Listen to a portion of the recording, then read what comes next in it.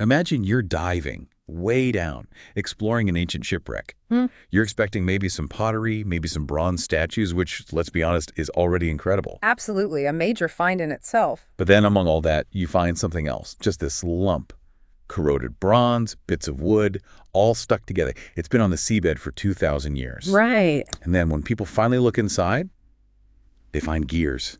Tiny, intricate gears, dials, inscriptions, something that looks, well, astonishingly like a computer, an ancient one. And that's not science fiction, it's the Antikythera Mechanism. It's real, pulled from a Roman-era shipwreck off a small Greek island over 120 years ago now. It really is the oldest analog computer we know of. It's just wild, a mechanical marvel that basically throws out the old timelines for ancient technology. Completely. It changes the whole picture. This thing could predict where the sun, moon, and maybe planets would be. It tracks cycles for ancient games like the Olympics, even predicted eclipses. It's just mind-boggling. Genius designed, but also it leaves us with so many questions. So for this deep dive, we've gathered the sources from the very first reports right up to the cutting-edge scans to really unpack it. Yeah, let's figure out what the evidence tells us about what it is, what it did, and, why it's still such a puzzle. Let's dive in. Okay, so the story kicks off back in 1900. A group of Greek sponge divers, led by Captain Dimitrios Kontos, they stumble upon this Roman shipwreck. Pretty deep, about 45 meters off Antikythera Island. And they spent months bringing stuff up. Statues, pottery. Yeah, amazing artifacts. Bronze statues, marble ones, amphorae, coins. A real treasure trove. And somewhere in all that, this rather unassuming, heavily encrusted lump. And that lump? It didn't exactly scream ancient computer at first, did it? It just sat in storage for 2 years. Can you believe it? Just sitting there in the National Archaeological Museum in Athens, this incredible piece of history unnoticed. Until 1902. Right. An archaeologist, Valerios Stais, was looking through the finds and spotted a gear wheel embedded in the corroded mess. His first thought, maybe some kind of astronomical clock. And that alone, I mean, even then, that was a huge idea, right? A clockwork mechanism from antiquity. Revolutionary. Yeah. And yeah, a lot of scholars just couldn't accept it. They called it prochronistic. Meaning out of time, like it was too advanced to possibly be ancient. Yeah, exactly. It just didn't fit the established narrative of how technology developed. But, some people did see the potential. A German philologist, Albert Rehm, he was early on suggesting it was more complex than astronomical calculator. But the really serious study, that kind of kicked off later in the 50s with Derek de Solla Price. Yes, the British science historian. He really dedicated himself to it. That's when the detailed detective work, you could say, really began. He worked with a Greek physicist, right? Using X-rays. Charalampos Karkalos, yeah. In the 1970s, they used X-rays and gamma rays. That was the first time anyone got a real look inside the lump without breaking it apart. A huge step. But the game changer, that was much more recent, 2005. Oh, absolutely. The Cardiff University team, led by Mike Edmonds, they brought in the heavy artillery computer X-ray tomography, basically like a hospital CT scanner, but much higher resolution, and surface scanning technology. So they could see through all the corrosion. Precisely. They could map out the internal structure, see all the hidden gears, and crucially read inscriptions that were completely invisible before, just faint traces on the surface. And what did that reveal? How many pieces are we talking about? Well, the original lump had broken into 3 main pieces over time. Today, it's conserved as 82 separate fragments. Now, only 4 of those have really significant gears, but lots of the smaller ones have vital inscriptions. And the scale. That largest gear is what, about 5 inches across? Roughly, yeah. About 13 centimeters. Not huge, but incredibly complex for its size. So looking inside with those scans, what did we learn about the actual mechanism? Okay, so the scans confirmed at least 37 meshing bronze gears. Fragment A, that's the big one, it has most of the visible gear trains. Includes that largest main gear called B1 and parts of this really ingenious system. The pin and slot thing. For the moon. Exactly. To model the moon's irregular speed in its orbit. Really clever. Then fragment B has part of a spiral dial on the back, the metonic dial, and a gear related to that calendar for the ancient games. Fragment C. That gives us parts of the front display. The calendar ring, the zodiac dial, and bits of that amazing moon phase indicator. And fragment D has that mystery gear. Maybe for Jupiter? Potentially. There's a gear in fragment D, gear 45, with an inscription ME. Some researchers, based on astronomical cycles, think ME might stand for Dios Men, referencing Jupiter, but it's still debated. It's just incredible how much info they got from these corroded bits. Even tiny fragments had inscriptions. Oh yeah, like Fragment 19, it explicitly mentions key astronomical cycles by name. The 76-year Calippic cycle, the 223-month Saros cycle for eclipses, and the 19-year Metonic cycle. It even refers to the 235 divisions on that Metonic spiral. It's like finding little labels left by the maker. Like finding pages torn from the instruction manual. Okay, so with all that knowledge from the fragments, let's picture using it. How did it actually work? Right. So the understanding is you'd operate it with a small hand crank. That crank's lost now, sadly. But it would connect to that main drive gear, B1. And turning the crank would just set everything in motion. Exactly. All the interconnected gears would turn and pointers on the dials would move, calculating and showing all these different celestial positions simultaneously. You'd start by setting the date, presumably. Turn the crank until a pointer on the front lines up with today's date. That seems right. The front face had two main circles, an inner one showing the Greek signs of the zodiac, each taking up 30 degrees, and an outer ring that could be moved. And for ages, everyone assumed that outer ring was just a standard 365-day calendar, right? Based on the Egyptian one. That was the standard view, yeah. Egyptian civil calendar, 12 months, 30 days, plus 5 extra days, with the month names written in Greek. Makes sense. But here comes the new research. exactly. This is fascinating. Recent statistical analysis looking really closely at the spacing of markings suggests it might actually represent closer to 354 days. Which points to a lunar calendar. It does. Possibly still based on the Egyptian system, but adapted for lunar months. And the fact the ring was movable means you could adjust it, maybe to align with the solar year or for those complex lunisolar calendar corrections needed in the Greek world. It adds another layer of sophistication. Wow, okay, so the calendar itself is more subtle than we thought. Once the date's set, what else does the front show? Well, you'd have pointers showing positions against the zodiac on the ecliptic, definitely a pointer for the moon. And that moon pointer's mechanism is incredibly complex. It uses epicyclic gears, gears riding on other gears, plus that pin and slot device. To mimic the moon speeding up and slowing down. Precisely. To approximate its elliptical orbit, something nobody thought the Greeks could model mechanically. It also tracked the slow wobble, the precession of the moon's orbit over about 8.88 years. Amazing. And a sun pointer, too. A mean sun pointer, yeah, essentially showing the date. Now, there's a lot of speculation and proposed models suggesting there might have been a true sun pointer showing the sun's own slight speed variation, and pointers for the 5 planets they knew: Mercury, Venus, Mars, Jupiter, Saturn. But we don't have the actual gears for all of those surviving. Not definitively, no. The physical evidence in the fragments is incomplete for the full planetary set, apart from that possible Jupiter gear. But the recent models make a strong case they were likely there. But the moon phase indicator, we know that was there. That little ball. Oh yeah, that's confirmed. And it's beautiful. A small sphere, half painted white, half black, on the moon pointer. It rotated to show the waxing and waning phases. How did it do that? With a differential gear. Another incredibly advanced piece of kit. It essentially measures the difference in angle between the sun pointer and the moon pointer and uses that to rotate the little ball at the correct speed the synodic month, about 29.5 days. Just stunning engineering for one visual display. And then there was the parapegma. Yeah. Like a star almanac built in. Exactly.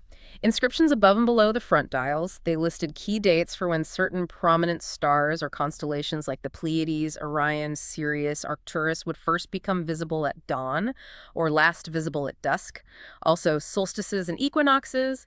It tied the whole mechanism back to the real observable night sky. Practical astronomy. Okay, front face, packed. Let's flip it over. The back is just as busy. If not more so. The back's dominated by 2 large spiral dials, and there are 3 smaller dials tucked in.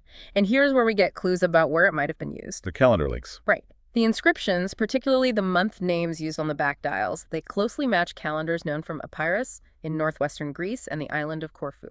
And the games dial. That mentions specific games. Yes. The upper right dial tracks a 4-year cycle for major Panhellenic games: Isthmia, Olympia, Nemea, Pythia.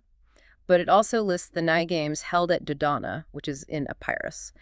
This really strengthens the link to that region. Maybe it was made for someone there or adapted for a client from, say, a Corinthian colony like Ambracia in that area. Interesting. Okay, so the upper main spiral dial on the back, that's the Metonic dial. Correct. It tracks the Metonic cycle 235 lunar months, which is almost exactly 19 solar years, crucial for aligning lunar calendars with the seasons. The dial is a 5-turn spiral, and the pointer follows it, showing the lunar month. The cells had Corinthian month names, so you set the date on the front, and the back tells you where you are in the lunar cycle. In that game style you mentioned, the upper, smaller one, it moves backwards. Anti-clockwise, yes. Very unusual. Divided into 4 sections for the 4 years of the cycle, labeled L alpha, L beta, L gamma, L delta. Lists the big games plus Na and also the Hilea games from Rhodes. It kept track of the main festival cycle, so it's not just astronomy, it's culture, religion. Integrated into life, okay, down to the lower main spiral, the Saros dial for eclipses. The big one for eclipses. The Saros cycle is about 18 years, 11 days, and 8 hours, or 223 lunar months. After one Saros cycle, the Sun, Earth, and Moon are roughly back in the same alignment, meaning eclipses tend to repeat. And the dial showed this. Yeah, the pointer moves along the spiral, and glyphs within the cells indicated upcoming eclipses. Sigma for solar, Eta for lunar. Little symbols might have even indicated the time of day or night, HM for Hemmer's day, NY for Necto's night, and the day and hour. But that 8-hour remainder in the Saros cycle, that messes things up slightly, right? The eclipse happens 8 hours later, so it's visible further west. Exactly. The Saros dial predicts the timing relative to the moon's position, but that 8-hour shift means the geographic location changes. The mechanism didn't model that geographic shift, but it did have a way to correct the timing. The Exligmos dial, the little one at the bottom. That's the one.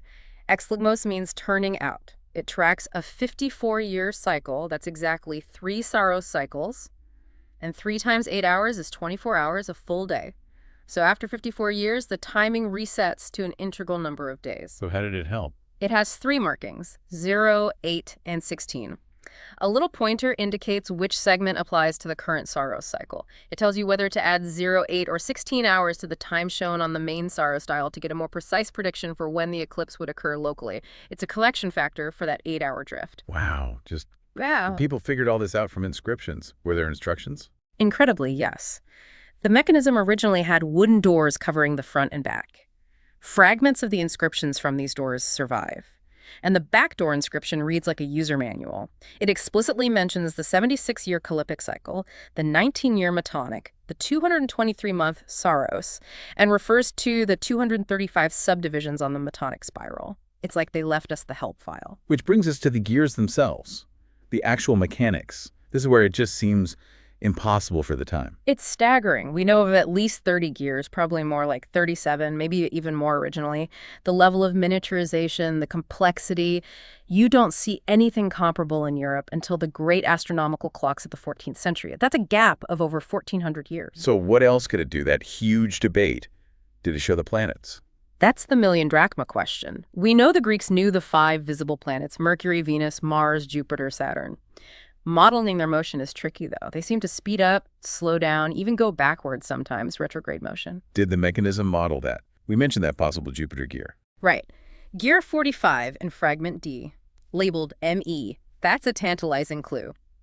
Researchers like Michael Wright and teams like Evan Skerman Thorndike, and especially Tony Freeth and the UCL group, have proposed incredibly complex gear schemes, often involving more epicyclic trains and pin and slot mechanisms, to replicate those planetary motions based on ancient Greek astronomical theories. Doesn't really matter if they thought Earth was the center. Right. For just predicting where things appear in the sky. For prediction purposes, not really. Whether you use Ptolemy's epicycles and deference, Earth-centered, or a simpler sun-centered model, you can get similar apparent positions from Earth within the likely accuracy of this device.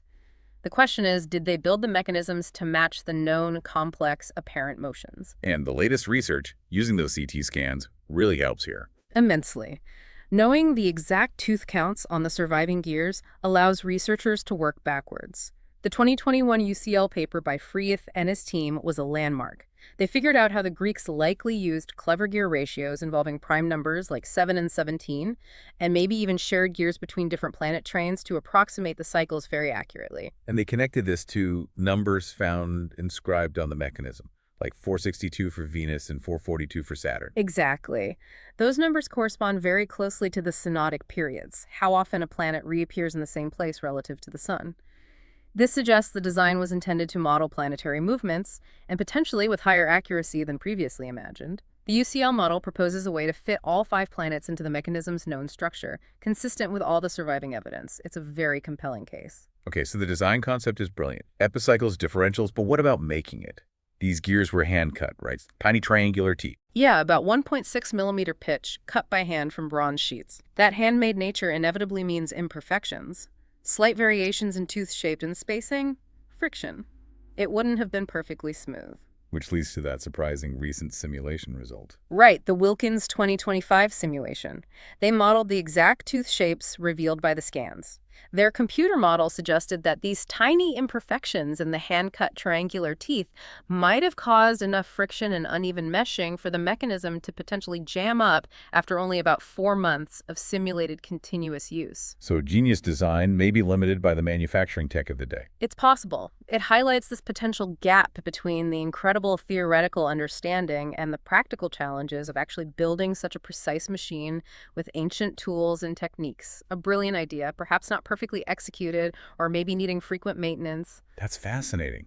A device this complex, it feels like it couldn't have been the very first one, right? It seems too refined. That's the strong consensus. This level of sophistication suggests it's the product of an established tradition, knowledge built up over generations. So where did that tradition exist? Rhodes is a strong candidate. Home of Hipparchus, the great astronomer. Exactly. His lunar theory seems to be incorporated. Rhodes was a major center for astronomy and math. The latitude also fits some of the star rising setting data on the parapegma. But the calendar links point elsewhere.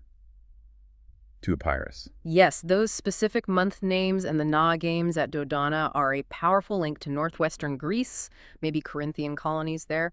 Pergamon in Asia Minor has also been suggested based on coins found in the wreck, but that's less direct. Maybe a combination. Designed in Rhodes, built for someone in Epirus. That's a plausible idea put forward by some scholars like Paul Iverson.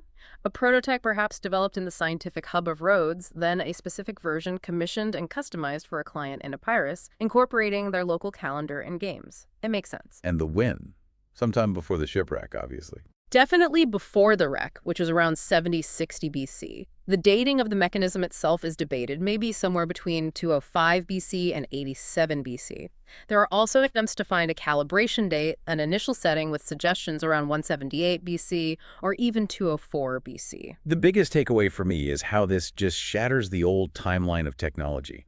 Complex gears were thought to be much, much later. Absolutely. We thought astronomical clocks really kicked off in medieval Europe. This proves the ancient Greeks had this kind of complex mechanical know-how over 1,000 years earlier. And it wasn't just a one-off. Ancient writers mention similar things. They do. Cicero, in the 1st century BC, wrote about 2 amazing machines built by Archimedes back in the 3rd century BC. He said they were brought to Rome after the siege of Syracuse. One showed the celestial sphere, the other predicted motions of the sun, moon, and the 5 planets, and even eclipses. He even said one had unequal, diversified progressions. Yeah. Sound like epicycle. It really does sound like it's describing something capable of modeling non-uniform motion, like the Antikythera Mechanism does for the moon and maybe did for planets. Cicero also mentions a similar device made by his contemporary, Posidonius. So these aren't the Antikythera device itself, but they prove the idea wasn't unique. Exactly. It strongly suggests a tradition of building these complex astronomical models in the Hellenistic world. The Antikythera Mechanism is just the only one we happen to have found, likely because bronze was so often melted down and recycled throughout history. Imagine what else might have existed. Just lost to time. Heartbreaking. But maybe the knowledge wasn't totally lost. Did it get passed on? There's evidence suggesting it might have. We see simpler geared calendars appearing in the Byzantine Empire around the 5th or 6th century AD. Then, in the Islamic Golden Age, from the 9th century onwards, descriptions of quite complex mechanical devices appear. The Banu Musa brothers' Book of Ingenious Devices. Al-Biruni designed a geared calendar device in the 11th century, and sophisticated geared astrolabes were made by the 13th century. So a possible link from ancient Greece through the Byzantines and the Islamic world. Perhaps influencing the later development of European mechanical clocks. It's a plausible transmission route. European clockmakers didn't really reach this level of astronomical complexity until the 14th century. And we shouldn't forget China either, with amazing astronomical clock towers like Susong's in the 11th century, different tradition, but shows complex mechanics were developing elsewhere too. Okay, let's bring it back to the mechanism itself. Performance. Brilliant design, maybe tricky manufacturing. How well did it actually work? How accurate was it? That's a key question. While the design concepts were genius, the practical accuracy was likely limited. Those hand-cut gears, friction, wear and tear, inaccuracies would inevitably creep in and accumulate over time. Especially for the planets, maybe. You mentioned the Mars pointer could be off. Models suggest it could be significantly off, yeah, maybe up to 38 degrees in some cases. But here's the crucial point. That wasn't necessarily a flaw in the mechanism's gears matching the theory. It was more likely a limitation of the astronomical theory itself that the mechanism was built to model. So the Greek models for predicting planetary positions just weren't perfect yet. Exactly. They were the best they had, using cycles and geometric models, but they couldn't fully capture the complexities later explained by Kepler's laws of elliptical orbits and gravity. Ptolemy improved the models significantly a couple of centuries after the mechanism was likely built, but the real leap came much later. The mechanism was probably as accurate as the theory it embodied allowed it to be. There's that great quote summing it up. Something like, a machine designed based on sophisticated theories, a witness to brilliant engineering, a wonder of the ancient world. But it didn't really work very well. That captures the paradox perfectly. But again, focusing only on its predictive perfection misses the bigger picture. The ideas implemented epicyclic gearing to model variable speed, pin and slot mechanisms for orbits, differential gears. These technologies were incredibly advanced, appearing over 1,000 years before they reliably resurfaced in Europe. They were modeling complex motion, even if they didn't have the final Keplerian or Newtonian understanding. Precisely. They were tackling the apparent motions with ingenious mechanical solutions based on the best geometrical astronomy of their day. It really is this tangible link, isn't it, to just how sophisticated ancient Greek science and engineering could be. It forces a total rethink of that whole period. It really does. It challenges all those easy assumptions about a simple, linear progression of technology through history. It shows this incredibly high level of mechanical thinking existed, was perhaps lost, and then had to be reinvented or rediscovered much later. And the fascination just continues. It's in museums, documentaries, people build replicas, Lego versions. Even Lego. And it popped up in the Indiana Jones movie, The Dial of Destiny. Researchers and skilled craftspeople are still building working replicas today, trying to fully grasp every detail. It continues to inspire awe and investigation. So we've taken our deep dive. We started with this corroded lump from the seafloor, and we've uncovered this incredibly complex astronomical computer. We've looked at its dials, the cycles it tracked, the eclipses it predicted, the sophisticated gears. Especially with those recent insights from the CT scans, yeah.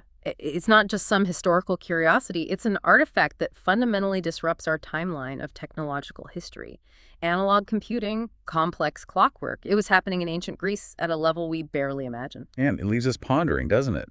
What else might be out there, lost in shipwrecks or buried underground? How could such sophisticated knowledge seemingly vanish for so long? Those are the big questions. The Antikythera Mechanism isn't just an object. It's a gateway to understanding a lost world of ancient ingenuity. It's a testament to that enduring human drive to understand the cosmos and to build tools to help us do it. It really makes you wonder, what else did they know? What other technological peaks were reached in the ancient world that we've completely lost sight of? What does this incredible device make you